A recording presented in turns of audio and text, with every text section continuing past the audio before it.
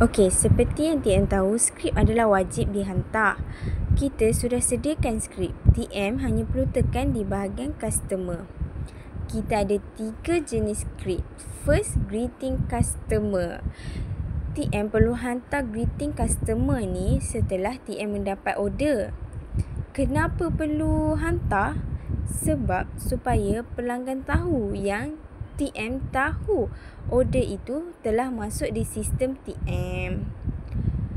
Second script adalah complete order.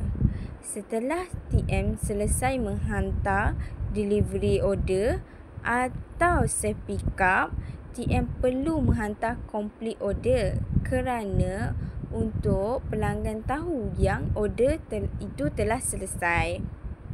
Order outside coverage. Order outside coverage ni untuk TM memaklumkan kepada pelanggan bahawa order tersebut berada di luar kawasan TM dan akan dipindahkan kepada HQ.